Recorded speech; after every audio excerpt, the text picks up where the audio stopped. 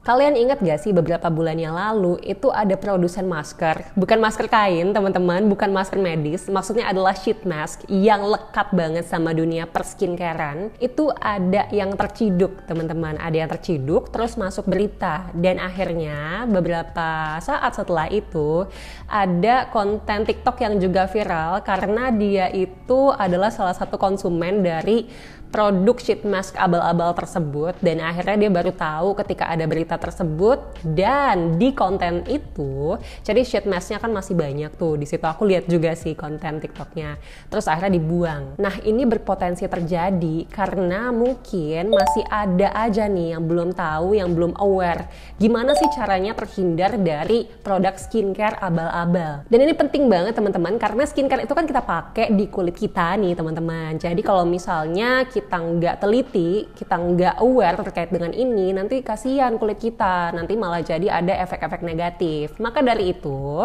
kita akan bahas di video kali ini terkait dengan gimana caranya kita bisa terhindar dari produk skincare abal-abal. Assalamualaikum, halo teman-teman, selamat datang kembali di channel YouTube Fania Utami. Di video kali ini, seperti yang kita sudah tahu, kita akan bahas terkait dengan gimana sih caranya kita bisa terhindar dari produk skincare abal-abal. Kita tuh sekarang udah tahun 2021 teman-teman, tapi kok bisa-bisanya masih ada orang, masih ada oknum yang berani gitu kayak bikin sebuah produk skincare yang abal-abal, yang mungkin materi-materinya itu bisa merugikan konsumennya, yang bisa membahayakan kulit wajah seseorang. Kok bisa-bisanya gitu ya. Nah, supaya kita terhindar dari kelakuan oknum-oknum itu, penting banget nih untuk kita tahu gimana sih caranya untuk terhindar dari produk skincare abal-abal. Dan kita akan bahas di video kali ini teman-teman. Sebenarnya Bepom udah sering banget mensosialisasikan terkait dengan ini teman-teman, tapi ini juga bukan spesifik ke skincare aja. Ini bisa kita gunakan di semua produk, baik itu makanan, minuman, ataupun obat-obatan. Dan kita juga bisa aplikasikan ketika kita mau cari skincare supaya kita terhindar dari skincare abal-abal nih teman-teman.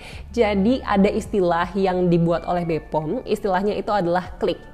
Nah, jadi klik itu K-nya yang pertama adalah kemasan. Jadi kita lihat dulu nih ketika kita mau beli suatu skincare produk, kita lihat dulu ketika udah datang, kita lihat kemasannya. Kemasannya itu gimana sih? Kemasannya itu aman gak sih? Terus kita juga bisa cross check nih, cross check ke official store-nya atau official website-nya. Kita cek kira-kira kemasannya itu sesuai nggak dengan produk mereka, packagingnya itu benar nggak? Karena yang bisa kita temui di lapangan ternyata ada juga oknum yang benar-benar bikin tiruannya sama persis tapi kandungannya beda teman-teman, seolah itu adalah produk official tapi ternyata itu adalah produk abal-abal. Sehingga kita juga harus mampu, misalnya kita udah tahu nih, kita udah kenal dengan brandnya, tapi kita juga harus memastikan kira-kira produknya itu betul atau enggak, ori atau enggak teman-teman. Karena kalau misalnya enggak ori bisa bahaya juga di kulit kita. Itu kalau produk yang sudah kita kenal. Tapi kalau misalnya produk yang belum kita kenal, kita baru tahu nih, kita juga bisa pakai indikator lain untuk membantu. Nah, sekarang juga udah mulai banyak, jadi ada brand yang menyediakan kayak semacam barcode gitu di packagingnya. Jadi kita bisa langsung scan apakah produk tersebut original atau enggak. Kalau misalnya produk tersebut enggak terdeteksi nih ketika kita scan barcode-nya, itu otomatis adalah tidak original. Dan itu jangan dipakai teman-teman. Huruf yang kedua adalah L. Jadi L ini maksudnya adalah label. Ketika kita ingin menggunakan suatu produk skincare, kita juga perhatikan nih labelnya. Kita perhatikan nih komposisi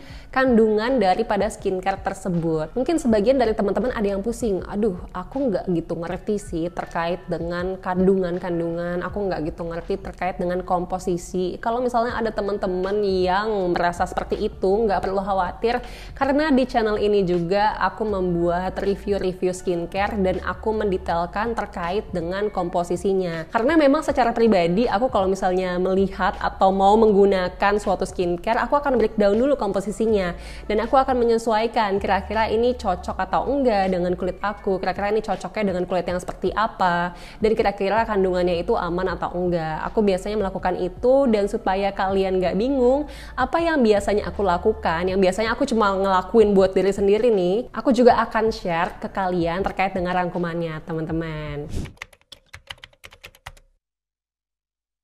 Dia tidak pernah mempermasalahkan izin edar, cuman karena yang dia inginkan hanya hasilnya.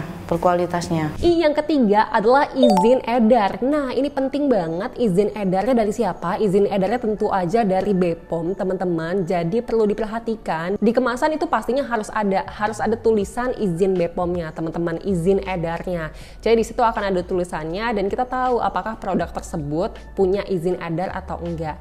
Cuma, teman-teman, di tahun 2021 ini banyak oknum yang sudah mulai pintar, teman-teman.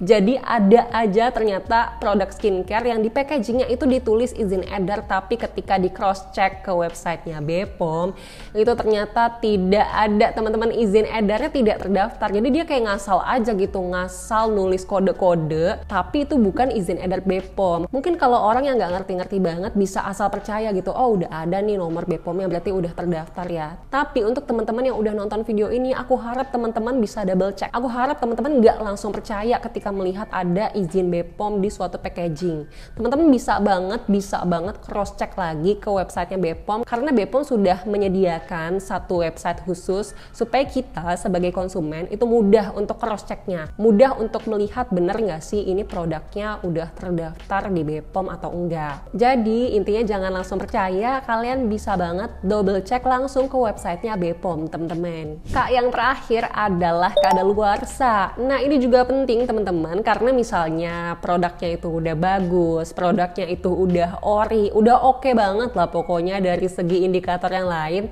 tapi ternyata produknya kadaluarsa, ya sama aja bohong, teman-teman. Jadi penting banget kita juga melihat ini kapan sih kira-kira produknya kadaluarsa.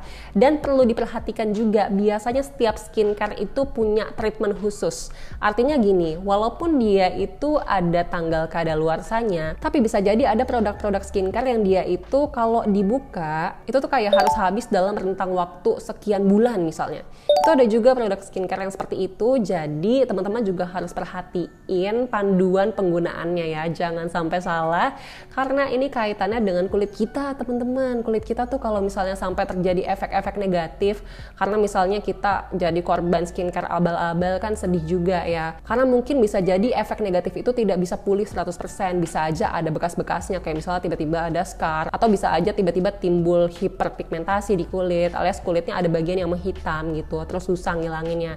Kan itu jadi PR banget dan jadi sedih kan. Makanya supaya itu tidak terjadi, sebelum itu terjadi, seperti ada pepatah bilang, lebih baik mencegah daripada mengobati. Kita juga gitu, teman-teman, lebih baik kita mencegah dengan cara kita cek nih dari kliknya itu. Kalau misalnya kita rasa sudah aman dari semua indikatornya udah oke, baru kita bisa pakai produk skincare-nya, teman-teman. Nah, itu dia terkait dengan gimana sih caranya kita menghindari produk skincare abal-abal. Aku harap teman-teman yang udah nonton video ini, teman-teman tuh jadi makin aware lagi gimana caranya bisa memilah suatu produk dengan baik, indikator apa aja yang perlu kita lihat supaya kita bisa terhindar dari kelakuan tindakan-tindakan para oknum di luar sana, teman-teman. Sekian video kali ini, semoga video ini berguna. Kalau teman-teman punya masukan atau pertanyaan, boleh banget tulis di kolom komentar. Terima kasih sudah menonton. Bye!